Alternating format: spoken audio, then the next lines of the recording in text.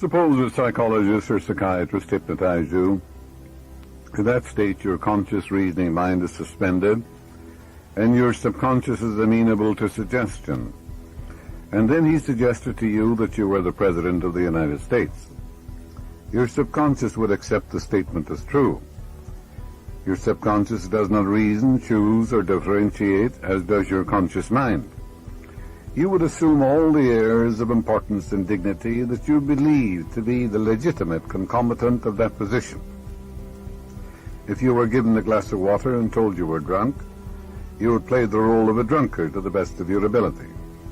If you told the psychiatrist that you were allergic to Timothy grass, and he placed a glass of distilled water under your nose, telling you at the same time that it was Timothy grass, you would generate all the symptoms of an allergic attack, and the physiological and physical reactions would be the same as if the water were actually Timothy grass. If you were told that you were a beggar on Skid Row, your demeanor would immediately change, and you would assume the attitude of humble suppliance with an imaginary tin cup in your hand. In short, you may be made to believe that you are anything, such as a statue, dog, soldier, or swimmer, and you will act the parts suggested with amazing fidelity to the nature of the suggestion, insofar as your knowledge extends of the characteristics of the thing that is suggested. Another important point to remember is that your subconscious mind always accepts the dominant of two ideas. That is, it accepts your conviction without question whether your premise is true or absolutely false. The modern scientific straight-line thinker looks at God as the infinite intelligence within his subconscious mind. He doesn't care whether people call it the superconscious, unconscious, subjective mind, living spirit almighty, or whether they call this supreme intelligence Allah, Brahma, Jehovah, reality, or spirit, or the all-seeing eye. The point is, it is there. It's within you. All the powers of the infant are within you. God is spirit, however, and the spirit has no face, form, or figure. It is timeless, spaceless, and eternal. The same spirit indwells every man. This is why Paul says that thou stir up the gift of God which is in thee. You're also told the kingdom of God is within you, the book of Luke. Yes, God is in your thought, your feeling, your imagination. In other words, the invisible part of you is God. God is the life principle in you, boundless love, absolute harmony, infinite intelligence. Knowing that you can contact this invisible power through your thought, strip the whole process of prayer from mystery, superstition, doubt, and wonder. The Bible tells you the Word was God. The Word is the thought expressed, as you know. And based what you've already heard, every thought is creative and tends to manifest itself in your life according to the nature of your thought. It stands to reason that any time you discover the creative power, you have discovered God. Or there's only one creative power. Not two, three, or 1,000, just one. Hear, O Israel, Israel means an illumined, awakened man. The Lord, the supreme power, our God is one Lord, one power, one presence, one cause, and one substance. Many of us have been conditioned negatively when we were young. All of us are susceptible to suggestion when we were young, highly impressionable. For example, supposing a man is, let us say, a sourpuss, or he has a nasty temper, or he complains about it, he can sit down every night prior to sleep, and also in the morning and the afternoon, and he can affirm as follows. He can write these in his subconscious, he can reprogram his mind, he can redirect it, he can write upon it, and the nature of the subconscious is compulsive. Therefore, he'll be compelled to become genial, cordial, a man of goodwill. This is what he should say. Henceforth, I shall grow more good-humored. I shall have more joy and happiness and inner peace of mind. Every day I am becoming more and more lovable and understanding. I am now becoming the center of cheer, cordiality, and goodwill to all those around me, infecting them with good humor. This happy, joyous, and cheerful mood is now becoming my normal, natural state of mind, and I am grateful. He can take these statements, reiterate them, repeat them, remind himself that he's writing these in his deeper mind, and whatever is impressed in the subconscious mind comes forth as form, as function, as experience and event. For out of the heart of the subconscious are the issues of life. Many people have been victims of negative suggestions or negative conditioning or programming when they were very young. In all ages, the power of suggestion has played a part in the life and thought of man, in every period of time and in each country of the earth. In many parts of the world, it is the controlling power in religion. Suggestion may be used to discipline, control ourselves. There are constructive suggestions and there are also negative ones. Suggestion can be used to take control and command over others who do not know the laws of mind. In its constructive form, it is wonderful and magnificent. In its negative aspects, it is one of the most destructive of all the response patterns of the mind, resulting in inferiority, patterns of failure, suffering, sickness, and disease. From infancy on, the majority of us have been given many negative suggestions. Negative programming would be a better word. Not knowing how to reject them or thwart them, we unconsciously accepted them. Here are some of the negative suggestions resulting in negative programming of your subconscious mind. You were told, oh, you can't do that. Maybe someone said to you, you'll never amount to anything. Now you have an inferiority complex. They said, you mustn't do that, you'll fail. You haven't got a chance, you're all wrong, it's no use. It's not what you know, but who you know. The world is going to the dogs. What's the use? Nobody cares. It's no use trying so hard. Others said to you, oh, you're too old now, forget it, your memory is failing. Things are getting worse and worse, life is an endless grind. Others said to you, love is for the birds, and you just can't win. Pretty soon you'll be bankrupt. Watch out, you'll get the virus. You can't trust a soul. All these negative suggestions, if you accept them, you'll program your subconscious mind in a very negative way. You'll have a sense of inferiority, inadequacy, and a sense of fear.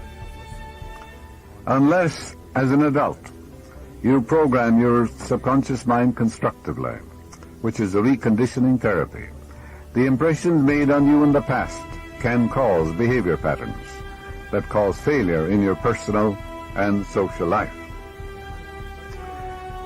Programming is a means releasing you from the mass of negative verbal conditioning that might otherwise distort your life pattern, making the development of good habits difficult. Pick up the paper any day and you can read dozens of items that could sow the seeds of futility, fear, worry, anxiety, and impending doom. If accepted by you, these thoughts of fear could cause you to lose the will for life. Knowing that you can reject all these negative suggestions by giving your subconscious mind constructive autosuggestions, you counteract all these destructive ideas. Check regularly on the negative suggestions that people make to you. You do not have to be influenced by destructive negative suggestions. All of us have suffered from it in our childhood and in our teens. If you look back, you can easily recall how parents, friends, relatives, teachers, and associates contributed in a campaign of negative suggestions. Study the things said to you, and you will discover much of it was in the form of propaganda. The purpose of much of what was said was to control you or instill fear into you. The negative suggestions go on in every home, office, factory, and club. You will find that many of these negative suggestions are for the purpose of making you think, feel, and act as others want you to, and in ways that are to their advantage. That's negative programming of your deeper mind. Now, there is a right way to program your subconscious mind. Every morning of your life, you can sit steady, quiet, get relaxed, and affirm as follows. Divine law and order governs my life. Divine right action reigns supreme. Divine success is mine. Divine harmony is mine. Divine peace fills my soul. Divine love saturates my whole being. Divine abundance is mine.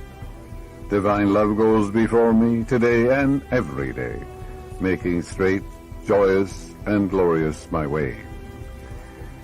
This is the way a Marine captain programmed his subconscious mind during World War II. He reiterated these truths frequently. Gradually, by repetition, faith, and expectancy, they entered into his subconscious mind. And whatever is impressed in the subconscious is compulsive. Therefore, he was compelled to lead a life of harmony and peace and of love. This is how he programmed his mind, every morning and every night. The Lord is my pilot. I shall not drift.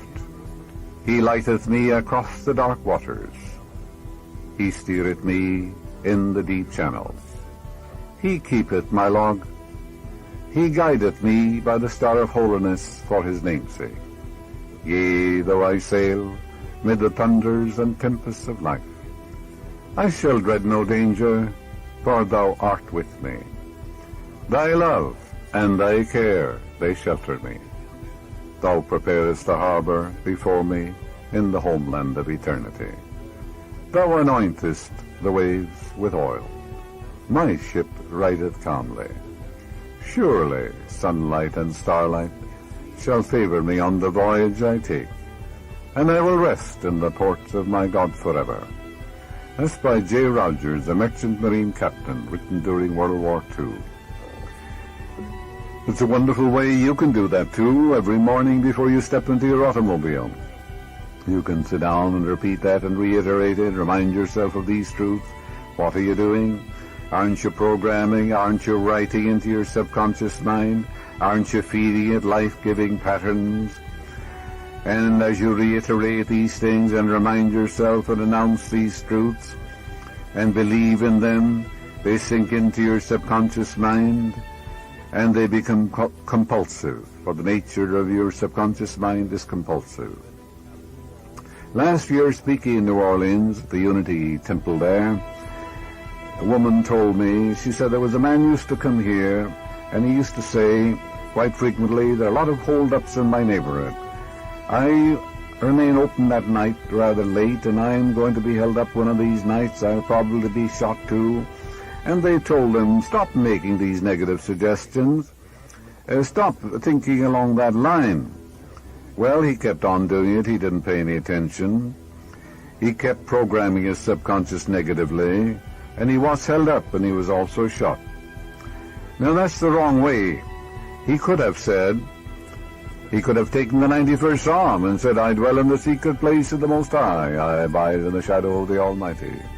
I will say of the Lord, He is my refuge, my fortress, my God, in Him will I trust.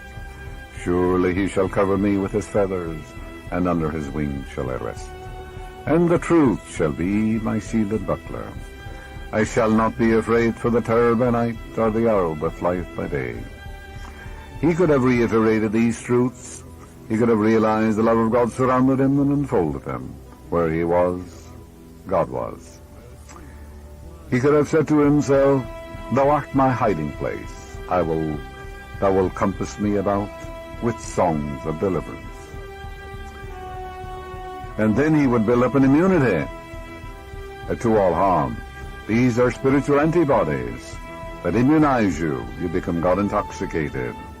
And that's the right way to program your mind. Fear is faith upside down. Fear is faith in the wrong thing. We've had politicians running for office who've openly said to newsmen, one man in particular said, I lived in constant fear of assassination, even though he had bulletproof glass in front of him when he spoke, but he announced that to the reporters. Now, of course, he didn't, of course, know the laws of mind, And that fear he didn't know perhaps that he could cast out fear, but he could. I will fear no evil, for thou art with me. Thy rod and thy staff, they comfort me. The rod means the power, and the staff is your authority. To call upon it will answer you. One with God is a majority, and if God be for me, who can be against me? Thou art my hiding place. Thou shalt compass me about with songs of deliverance. The politician could have said, I dwell in a secret place. I'm surrounded by the sacred circle of God's eternal love. The whole armor of God surrounds me. Wherever I go, the light of God surrounds me, enfolds me, and enwraps me. He would render himself invulnerable, invincible, and impervious to all harm. That's the right way to program your subconscious mind. You can build up that immunity. Oh, yes, you can. As a man thinketh in his heart or subconscious, so is he. So does he act, so does he experience, so does he express. This is the law. I'm not talking about thinking in the head. I'm talking about thinking in your heart, your own subconscious. Whatever is impressed there is expressed. Remember, when you're dealing with your subconscious, you're dealing with the power of the Almighty. It's the power that moves the world. It's the power that moves the galaxies in space. It's almighty. There's nothing to oppose it. Consciousness is God. Unconditioned consciousness, sometimes it's called awareness, I am, living spirit almighty. Your consciousness is the union of your conscious and subconscious mind. It's the sum total of your acceptances, your beliefs, your opinions, and your convictions. That's God. That's the only God you'll ever know. Your thought and feeling create your destiny. Consciousness is God because it is the only creative power in your life. And your thought and feeling, yes, is the father of all experience. If you talk about the Father within, well, what fathers everything? Your own thought and feeling. Your conscious and subconscious. Whatever your conscious and subconscious mind agree on, meaning the brain and the heart, comes to pass. True or false, good or bad. You're the one who's choosing. You mold and fashion your own destiny. Your faith in God is your fortune. And your faith should be in the goodness of God, in the land of the living, in the guidance of God, in the harmony of God, in the beauty and glory of the infinite. That's where it should be. You're told no manifestation cometh unto me, save I the Father draw it. The Father is your own thought and feeling. So whatever experiences come to us, there is an equivalent pattern in our subconscious mind. There's always a cause. And that cause, of course, is in our mind. A man said to me that he wanted to succeed and advance in life. In reality, he didn't. He had a subconscious pattern of failure. He had a sense of guilt and felt he should be punished. With his conscious mind, yes, he worked very hard. And he said to himself, in his intellect, oh, I worked very hard, but in his deeper mind, he was programmed and conditioned to failure. He had a sense of unworthiness and a belief which compelled him to fail. He had a picture of failing in his mind. He felt he should be punished, that he was a sinner. The law of your subconscious, you see, is compulsive. That's the power that I mentioned. That's the almighty power. It's the power of God. He learned to reprogram his mind by realizing that he was born to win, born to succeed, born to triumph, for the infinite power is within him. It knows no failure. It's almighty. It created all things. There's nothing to oppose it, challenge it, thwart it, or vitiate it, for it is almighty. It's the only power. Furthermore, he learned he was punishing himself. He started every morning and night and also during the day, and this is what he affirmed. Now you're writing this, he was writing this down with his conscious mind. And this is what he wrote. I am born to win. I'm born to succeed in my prayer life, my relationship with people, in my chosen work, and in all phases of my life. For the infinite is within me, and the infinite can't fail. It's the power of the Almighty moving through me. It's my strength. It's my power. It's my wisdom. Then he said, success is mine, harmony is mine, beauty is mine, divine love is mine, abundance is mine. He reiterated, repeated these truths. He reflected upon them. He reminded himself driving along the road before he went in to see a customer. He announced these truths regularly and systematically, and he didn't deny what he affirmed. And gradually he became a tremendous success because he succeeded in impregnating his subconscious mind by repetition, reminding himself, announcing these things, teaching his thoughts to dwell upon the great affirmatives of life. And as you do this regularly and systematically, wonders will happen in your life. When you were born, no one had to tell you how to find the mother's breast, you know. There was a subjective wisdom guiding you, directing you. Yes, the Bible says, I will write my laws in your inward parts. I will write them in your heart. I will be your God, and you shall be my people. So all the powers of the God are within you, and the laws and the truths of God are written in your own subjective mind. All the vital organs were controlled when you were born, when you were sound asleep.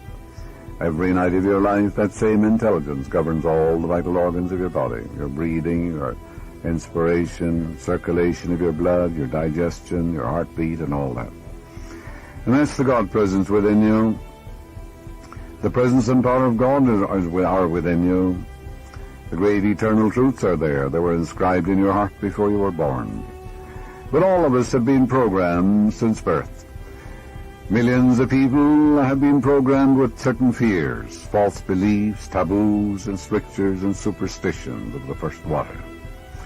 As Quinby said in 1847, every child is like a little white tablet. Everybody comes along and scribbles something on it, you know. Grandmother, grandfather, clergymen, father, mother, sisters, brothers.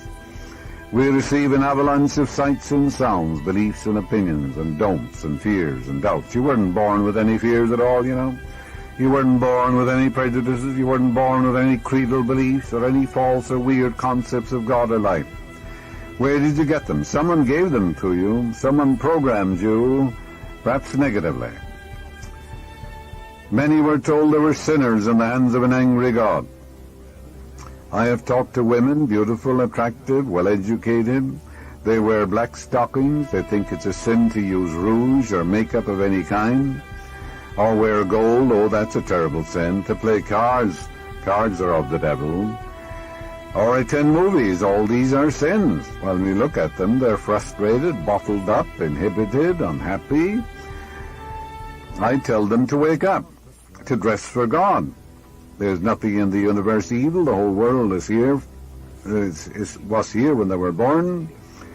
All the birds sing for you, and all the animals in the world are here too, and all the stars are in the sky for you to adore and to worship and to be delighted with. So I tell them, I said, you're here to dance, and go ahead and learn to dance, for the universe is the dance of God. And I tell them, learn, take lessons in golf, play music, do all the things you're not doing. Play music, attend college, take lectures in public speaking, meet men, and go out and take courses in Spanish or many other things. You're here to lead a full and happy life. You're here to live in an objective world, have recreation, have fun, merriment and joy and creativity, and express yourself. You're also here to meditate and to pray, of course, too. We're living in a subjective and objective world.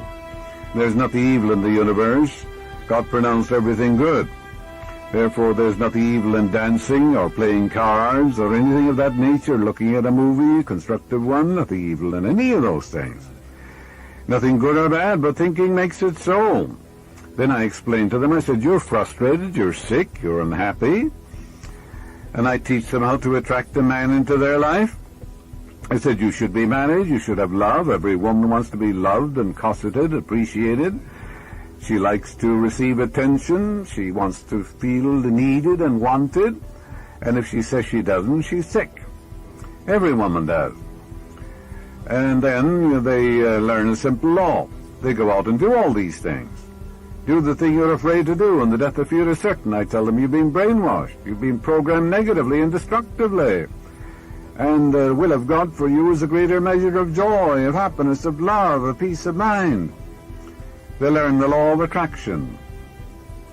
You should see some of them now coming to the Wilshire Ebell Theatre, beautifully dressed, you know, and they have some makeup on too, and they have beautiful rings, sometimes a marriage ring. Oh yes, they have transformed. They have reprogrammed their mind. Infinite Spirit attracts to me the ideal man who harmonizes with me in every way, shape, and form. He is spiritual-minded. He loves my ideals. I love his ideals. He doesn't want to make me over, and I don't want to make him over. He comes without encumbrances. He's the man sent from God. There are harmony, peace, love, and understanding between us. That's the prayer I give them, and I say, now you write that down in your subconscious. Do it with interest. Gradually, like a seed, it will die in your deeper mind and come to pass in ways you know not of. I was taught when I was young that if a boy were indoctrinated with a certain religious belief until he was 7, that no one could change him. Well, of course, it can be changed. It was rather difficult. The boy, of course, is being brainwashed.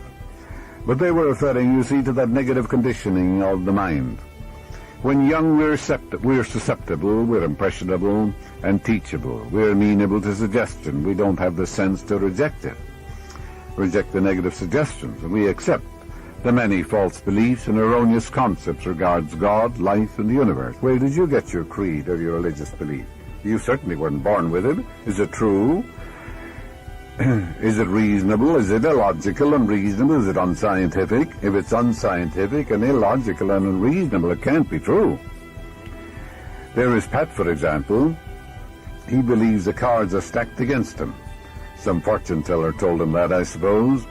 The cards are not stacked against him. The universe is for him. But he has enthroned that concept that he believes it. His subconscious mind accepts it.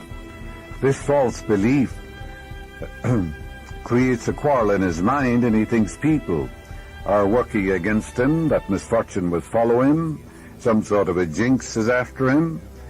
He made that law for himself, and it controls him and governs him. Man's subconscious assumptions, beliefs, and convictions dictate and control and manipulate all his conscious actions. The late Dr. David Seabury told me about a man who was practically crippled, partially crippled anyhow. He had little or no education, and as an experiment in suggestion, he pretended to analyze his potentialities based upon the idea that his mental faculties and character cracks are indicated by the configuration of one's head, also the lines and the configuration in his hand. Seabury told this man who was partially crippled, he said, you're destined to become a great evangelist, a great preacher. God intended you to go forth and preach in a wonderful, wonderful way. This man became active in his particular church, and he became an outstanding preacher, Dr. Seabury said. He accepted and believed that God had ordained him to become a great preacher, and according to his belief was it done to him. And it was just as simple as that. There's only one power, one presence. Your thought and feeling fathers all your experience. How are you programming your subconscious mind? The creative power is one. You know one of the greatest of all truths? Hear, O Israel, the Lord thy God is one Lord. One Lord. Israel means a prince ruling with God. Israel means any man who knows his I amness to be the Lord God Almighty, to be sovereign and supreme. And he gives all his allegiance, devotion, and loyalty to that one power, the living spirit within him.